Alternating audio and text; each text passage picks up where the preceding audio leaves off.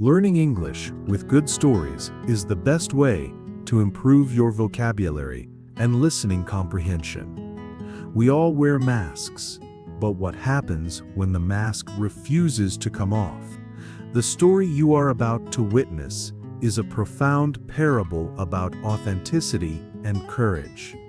Relax, listen carefully, and let the learning journey begin. In her immaculate office in Cold Spring, Harper was the embodiment of calm and wisdom. Patients left her room feeling heard and validated, for she had a gift for saying exactly what they needed to hear to feel better. The problem was that it was rarely the truth. The mask of the perfect therapist was heavy, and outside those walls, she could barely sustain it. It was the professional smile for a colleague in the hallway, followed by a silent sob inside the car. It was agreeing with her husband about a future she didn't desire, followed by an empty look in the mirror. It was the forced laughter at a social event, followed by the exhaustion of a soul that could no longer pretend. The collapse came on a Tuesday night, after a session where she gave another of her empty, comforting advices to a patient in real crisis. Harper couldn't take it. She didn't go home. She drove to the silent Hudson River waterfront, and there, in the darkness, under the indifferent gaze of the stars, the perfect therapist finally allowed herself to break, crying not just for her day, but for a lifetime of unspoken truths. In the solitude of her pain, she didn't hear the soft steps on the old wooden pier. A figure emerged from the river mist, an older man, with the serenity of one who knows darkness well, both the nights and the souls. He approached and, without saying a word, extended a mug of hot tea. "To calm the storms," he said, his voice hoarse and gentle. Surprised, Harper accepted, the warmth of the mug a small anchor in her chaos. "My name is Joseph," continued the man, pointing to a small houseboat moored nearby. "I used to be a psychiatrist, and I know how to recognize a soul that is drowning. Want to talk?" Without understanding why, Harper began to talk about her work, the difficulty in confronting people, the need to please everyone. Then Joseph turned to her and asked the question that pierced all of Harper's defenses. "Tell me, doctor, do you heal your patients' masks or the people behind them?" Harper didn't answer. Her silence was the only truth she could offer. Joseph then took a small leather-bound diary from his coat. "This is for you," he said. "It's a different kind of prescription. Every day, write one single truth you've never told anyone." Panic rose in Harper's eyes. "I can't do that. That would destroy my career, my life." Joseph looked at her, not with pity, but with cutting clarity. "Your career," he said softly, "has already destroyed you." Harper returned home that night with the diary in hand, feeling as if she were holding a dangerous artifact. Joseph's words echoed in her mind. She could continue living her comfortable lie, or take the first step on the frightening path of truth. On the first night, with a trembling hand, she wrote the first and easiest confession: "I hate my job." Seeing it on paper was a shock. The ritual continued, night after night, each page, a deeper layer of the mask being painfully torn away. On the 7th day, the truth that shook her marriage: "I want a divorce." On the 15th, the confession she had hidden from everyone, including herself, for fear of judgment: "I don't want to be a mother."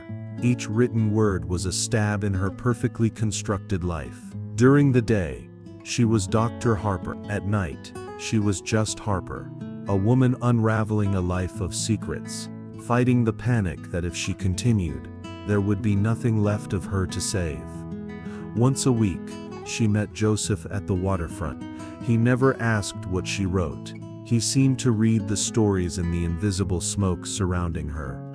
He saw the light beginning to fight against the shadow in her eyes. "Truth hurts when it's born," he said in one of these meetings, watching the tide. "But you're not dying, Harper. You're being reborn." On the 30th day, Harper's diary was almost complete, a burned map of her soul. She was exhausted, but for the first time in years, she felt lighter. Then Joseph, with his peculiar wisdom, proposed the unthinkable. "I think it's time for a bonfire therapy, Harper. I've invited some former patients who also seek truth to the waterfront." The invitation terrified her. Burn her diary in front of others? Expose her truths, even symbolically? That was madness. But Joseph just smiled. "Truth is like fire, Harper. It burns the masks and illuminates the face that was hidden." That night, under a starry sky, Harper sat around a small bonfire on the waterfront.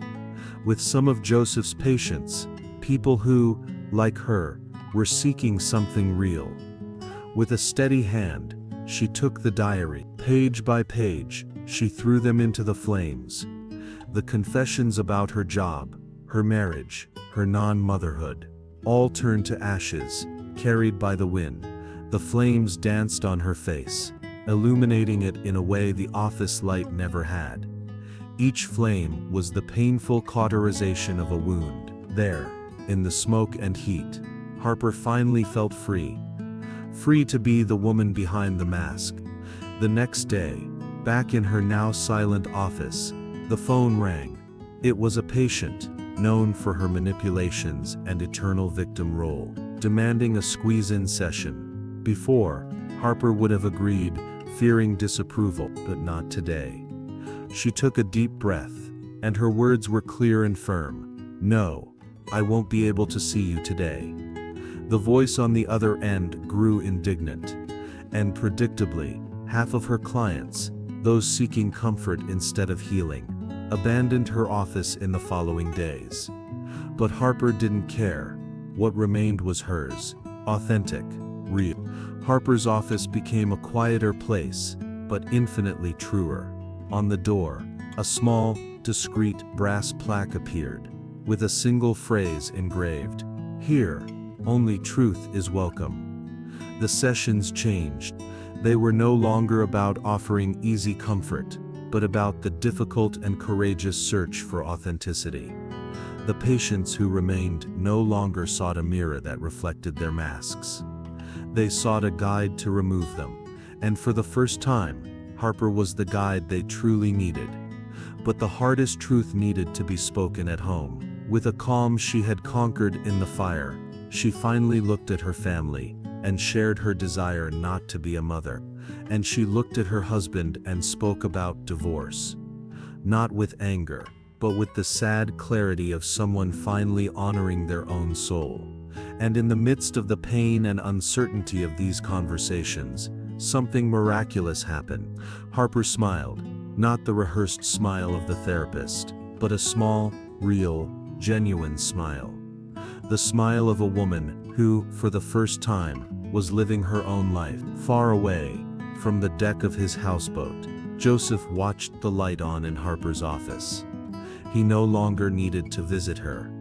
The student had become the master of her own truth. He took a sip of his tea, looked at the lights of Cold Spring, and whispered to the night the final lesson. Masks please everyone, but truth sets you free.